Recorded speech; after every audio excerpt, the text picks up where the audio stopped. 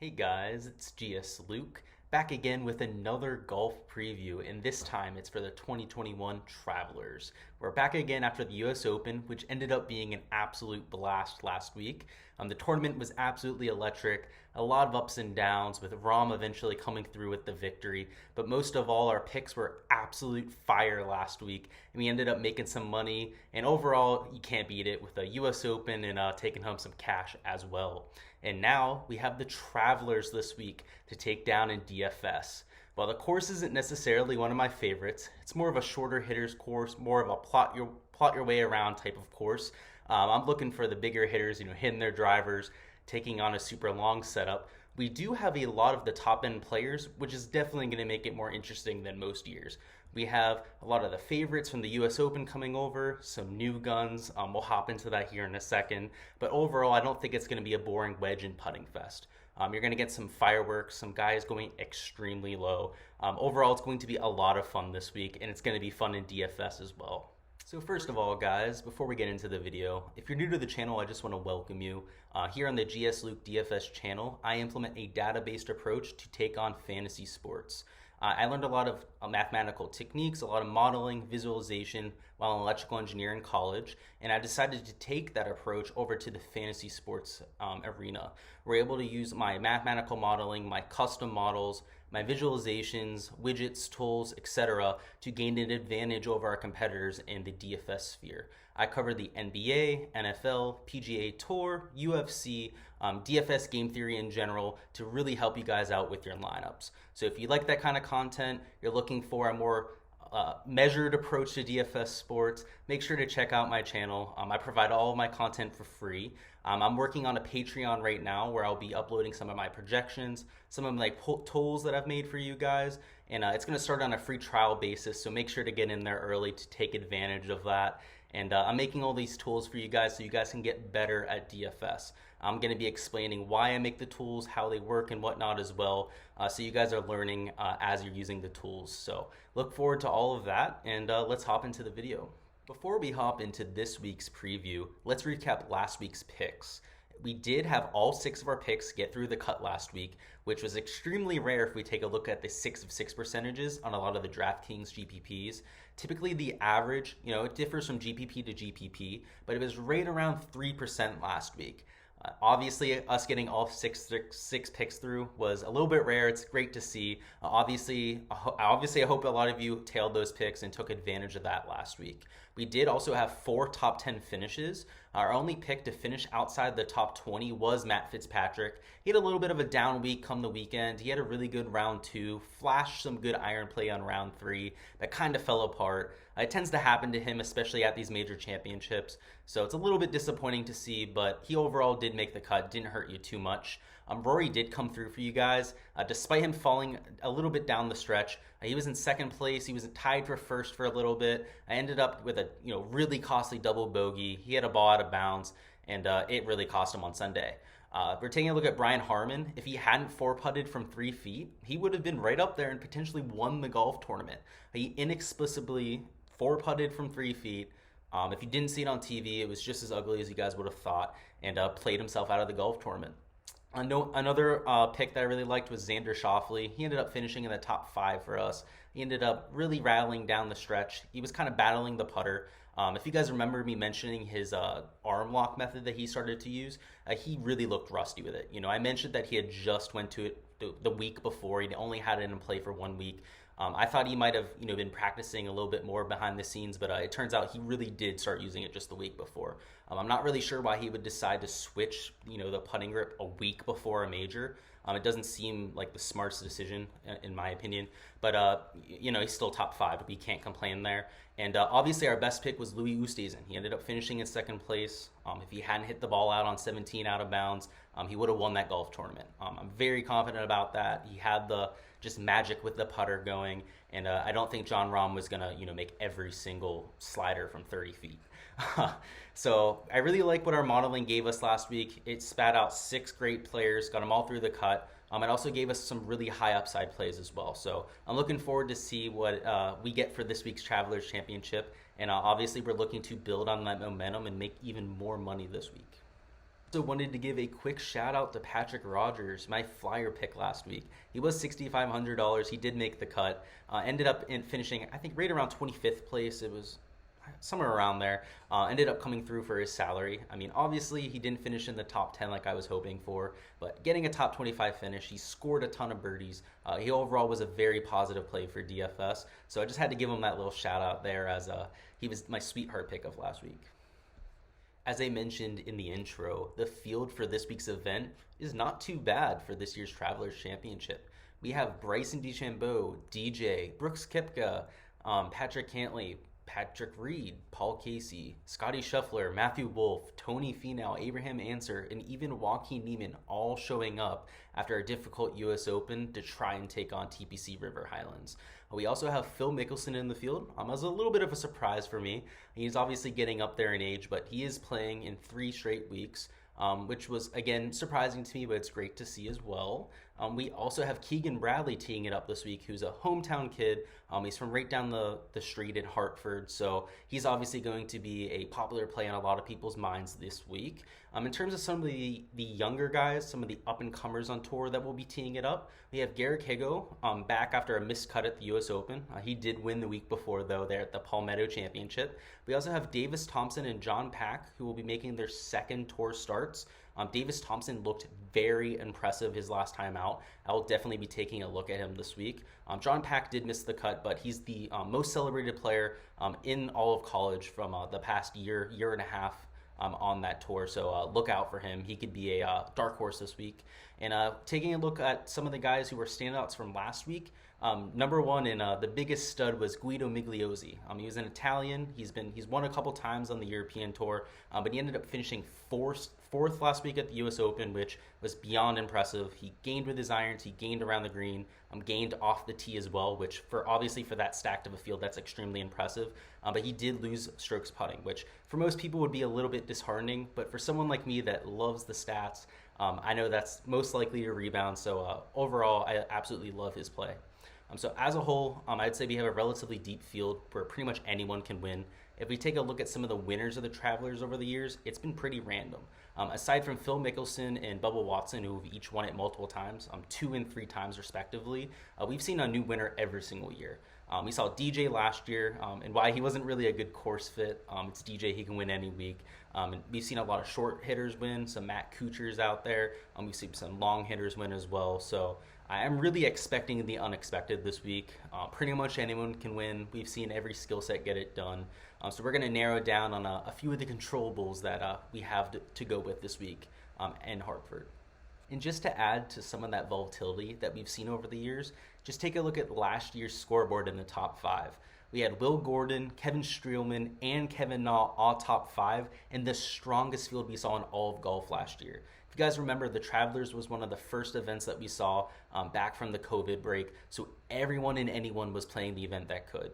We saw field strengths that were very similar to majors, if not stronger, because we had more tour players in it and less qualifiers or special PGA Tour member exemptions or whatever.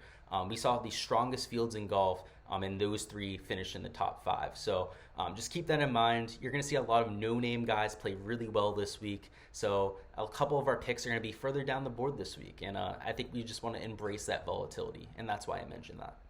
And now for the course breakdown. This week's course is a regular PGA Tour stop. We've seen it for the last 30, 40 years under a couple different names. We had the Buick Championship. Now it's the Travelers Championship. And we're playing this event at TPC River Highlands, which is near Hartford, Connecticut. It's a Pete Dye redesign in 1980. That's important to note, as some people have been saying it's been designed by Pete Dye. That's just not true. He redesigned it in 1980. He did some topical work to it, but overall he left the course very similar as to where he found it. It was actually designed in the 1950s, so keep that in mind, guys. It's not as notoriously difficult as a result. Pete Dye is known for making diabolical golf courses, a lot of penalty areas, a lot of runoffs, Overall, a golf course that the average golfer would have no chance to shoot under 100. You're not going to see that at TPC River Highlands. We've seen some really good scores at the golf course before. Jim Furyk shot a 58. We've seen a couple 60s, including Patrick Cantlay when he was an amateur, which makes it even that more impressive. So this is not going to be your typical Pete Dye design. This is a par 70, and it's a typical par 70, I'd say. It has the 4 par 3s, it has the 2 par 5s, and we have a 6,846 yard golf course. This is incredibly short for a PGA Tour stop. Even for a par 70, it's incredibly short, and we've seen over the years this play out. Not everyone that's won has been a bomber. We've had a lot of shorter hitters win. We've had some bombers win as well. So the length of the golf course dictates that pretty much everyone's going to have a shot this week. And the bunkers, we're dealing with 69 bunkers on site. That's less than the tour average, something to note. And we're dealing with 5,000 square foot greens. This is much smaller than the tour average. It's very similar to what we saw last week there at Torrey Pines. And if you guys remember Torrey Pines, they're very narrow greens. They're not very long. So it's very easy to run off the greens. If you take a look at the grass type this week, we have bent grass and a POA grass hybrid. So it's a hybrid type grass of both grass types. And it's very common on tour. It's very rare that we see POA Nua greens, pure POA Nua greens like we saw last week at Torrey Pines. And this week we're back to a hybrid grass that we see, I'd say, one of every 3-4 weeks on tour. So these guys are very used to the surface, and we also have a lot of data for their surface as well to leverage with our picks. And just to give you guys an idea of the general rule of thumb when it comes to TPC River Highlands, we are looking at a birdie fest. We are looking at a course with not a lot of trouble. Again, it's a Pete Dye redesign, not a design. So there's not a lot of trouble off the tee like we're used to seeing with his designs. And overall, we've seen a lot of good iron players do well here in the past. Bubba Watson's won 3 times. He's gotten notoriously hot with his irons during those wins. We've seen Phil Mickelson win twice. We saw DJ win last year with an absolute iron stripe show.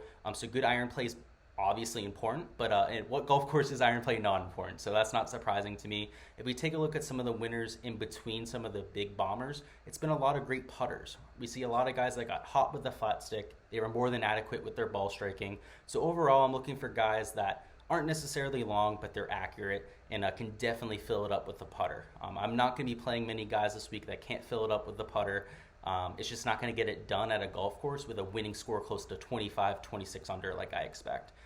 Yeah, I do expect it to be around 25, 26 under this week. The conditions, from what I've heard so far, are soft in Hartford. So you're going to see a lot of scoring, a lot of birdies, and you're going to need guys that are able to do so. Now for my 3 key metrics for this year's 2021 Travelers Championship. Here in this section of the video, I tried to identify the 3 most important statistics for my modeling this week. I try to give you guys the 3 stats to look out for, so when you're taking a look at players, when you're comparing them, you have a better idea of who's going to play well this week.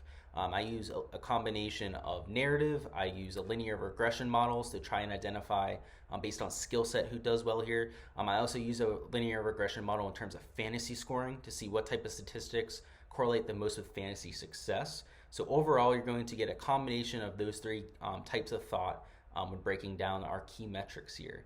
And now coming in at number 3 for our 3 key stats at TPC River Highlands. At number 3, we have shots gained putting on bent POA surface. So the greens at River Highlands, like I said before, are that hybrid surface, which are relatively common on tour like I mentioned before. A majority of the grass on these greens are the bent grass surface. They have the POA scattered in there to add some stability to the grass, to add a little bit of substance to them as well. POA is very resilient. It's a grass that's susceptible to salt, to a lot of heat, also to the lack of water. That's why they had it out in California, right? They're out in a drought there most of the year, so you need grass that's very resilient. So you see it sprinkled in there to add that resiliency, and as a result, it does add a little bit of slowness to these greens. Bent grass is relatively fast, so they're going to have to keep them watered, but because of that POA, you are going to see just a lower stint meter this week. I'm expecting them to run at around 11 or 12, as opposed to the typical 13 to 14 on the PGA Tour, which brings a lot of the more aggressive putters into play. You're going to want to be aggressive when you have greens this slow. Getting the ball to the green is going to be a feat of its own, especially on these uphill putts. So overall, you'll see in my player picks, I have a lot of aggressive putters. People that score a lot of birdies, people that aren't afraid to get the ball to the hole by any means. And again, with scoring at a premium, you're absolutely going to have to be a good putter. A lot of the guys that are good on the bent grass or POA surface are just good putters in general as well. So you're obviously it's gonna help with putting the ball in the hole. At number 2, you have shots gained approach, and I'm narrowing that down this week to the 125 to 150 range and the 150 to 170 range. A lot of that is due to the lack of length of this golf course. Like I said before, it's only 6,800 yards, a little bit more than that, but still makes it one of the shortest golf courses that we ever see on the PGA Tour. Again, with that lack of length off the tee comes a lack of length into these holes. Players are going to be hitting hybrids off the tee, sometimes even driving irons, and still only having wedges into these greens. As a result, it is going to turn into a little bit of a wedge fest. Even for some of the shorter hitters on tour that are still hitting 3 hybrids and still having a 7 and 8 iron into the greens, you're dealing with a relatively short iron distance. So as a result, I am narrowing down my shots gained approach this week. You're not going to see very many long approaches at all. In fact, there's only going to be 3 holes in play where you could even have an iron shot longer than 175 yards. Again, I'm assuming that somebody's not hitting a shank off the tee like 50 yards or anything like that. You don't see that very often from PGA Tour players. But for those that are playing typical PGA Tour golf, you're not going to have any long irons. So I'm excluding that from my analysis this week. And again, players that do well in approach do well at golf tournaments. It's the number 1 correlated stat to success week after week. So obviously it's going to be a key part of my analysis on any PGA Tour start. And coming in at number 1, we have birdie or better percentage. With the likely winning score to be around 20, even 25 under par, you're obviously going to have to score this week. If we take a look at fantasy scoring in terms to with statistics related with that, birdie or better percentage is always correlated number 1 with that statistic. If you guys are new to the Draftkings sphere, if you're new to golf DFS in general, birdies far outweigh bogeys in terms of Draftkings scoring. So you can have somebody that shoots 5 under par, has no bogeys on the day, who is heavily outscored by someone who's only 2 under par but has 10 birdies on the day. So just keep that in mind. Some of my players I'm targeting this week are highly volatile. People that aren't afraid to make bogeys but make their fair share of birdies in the process. And if they're able to make it through the cut, they're able to finish in that top 10 or even top 5, they're going to be more than optimal. So just keep that in mind. It's my number 1 stat this week. You're going to need scores with a birdie fest out there, and that's only going to help you with your DraftKings scoring as well. So that's why it comes in at number 1, and those are my top 3 key metrics for this week at the 2021 Travelers.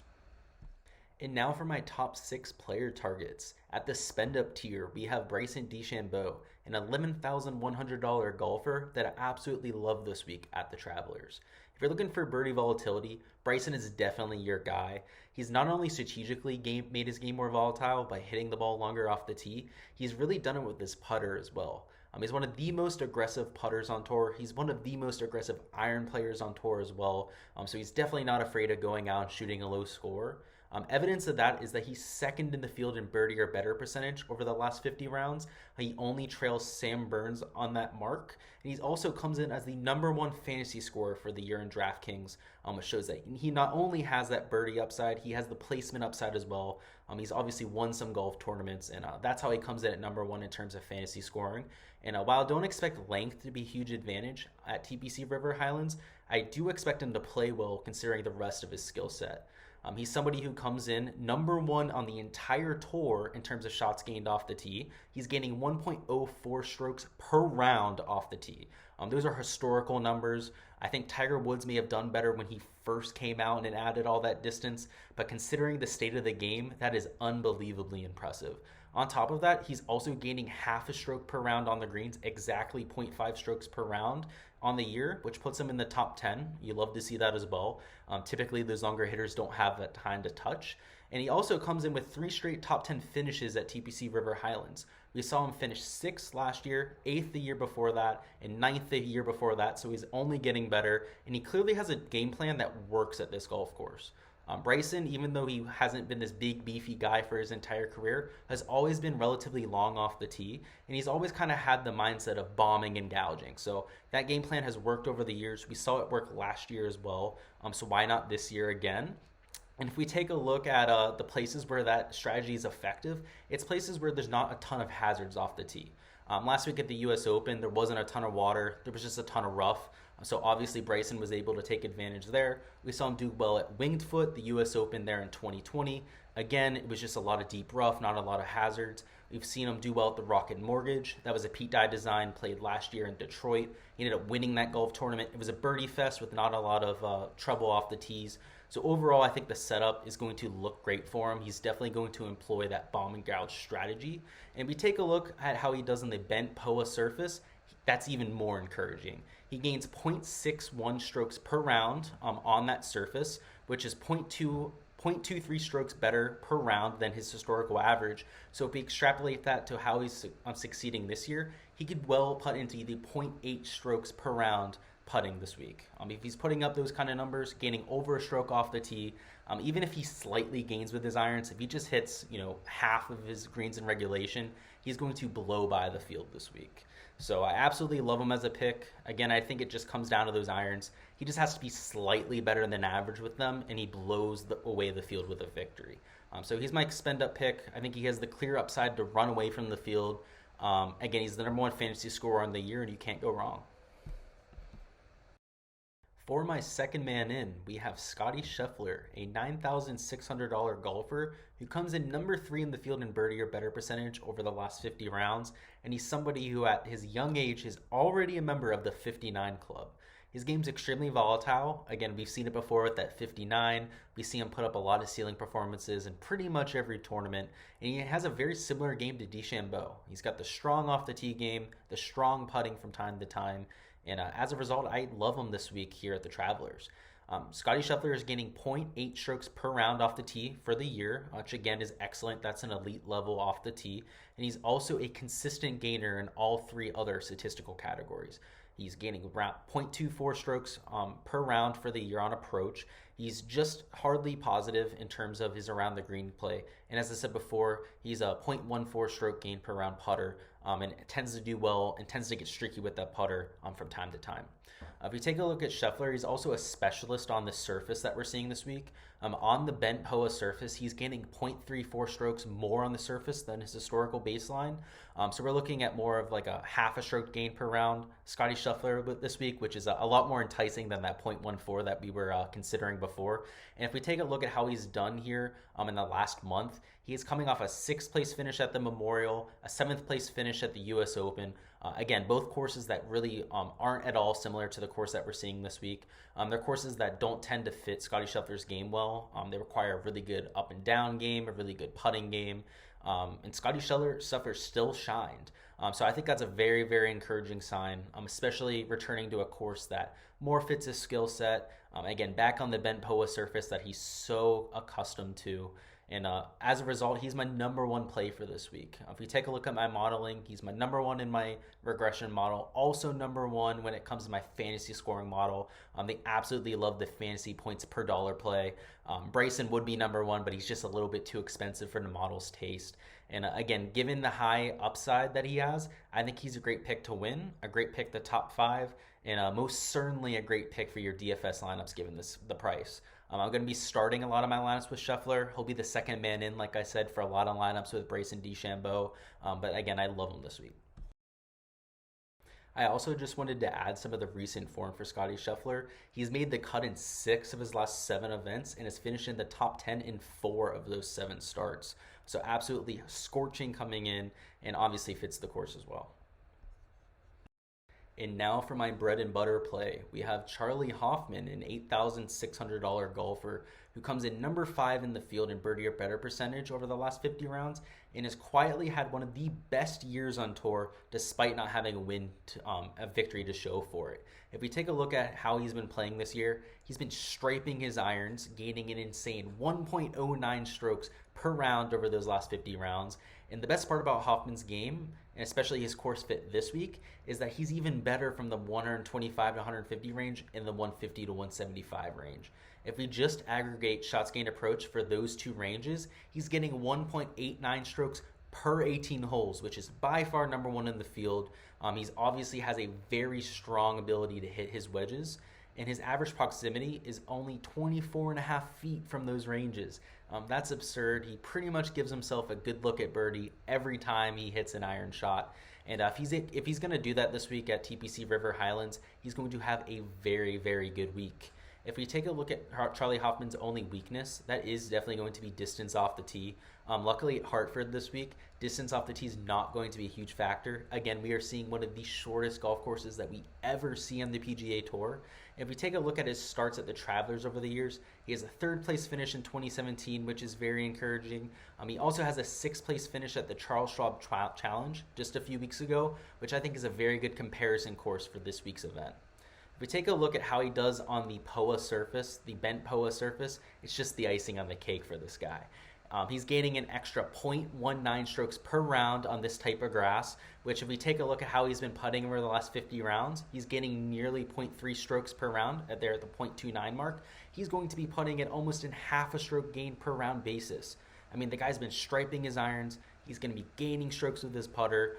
Again, he's accurate off the tee, he's just not long, and that's what we're looking for this week. He overall checks all the boxes. I love the price tag as well at only $8,600. You can fit him in literally any lineup. That's why he's my bread and butter play. And he's my model's third favorite play on the slate, the number 2 value play on the slate. Overall, I'll be having him in almost all my lineups for the Travelers. And now for my value play, we have Sam Burns, a $7,700 golfer who is completely outrageously mispriced this week at the Travelers. We have the guy who's number 1 in the field in birdie or better percentage over the last 50 rounds, who has shown some insane ceiling performances as well. If we take a look at his shots gained over the year on a round-by-round basis, he's had 11 performances so far in which he's gained over 3 strokes gained in a single round.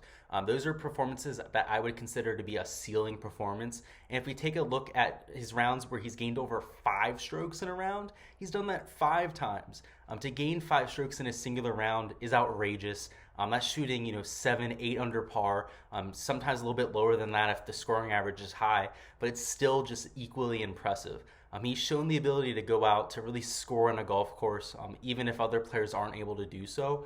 And granted that this is a course that we've seen 58s at, we've seen 59 before, even some 60s by some amateurs like Cantlay. I want to target players that have that ceiling performance inside of them.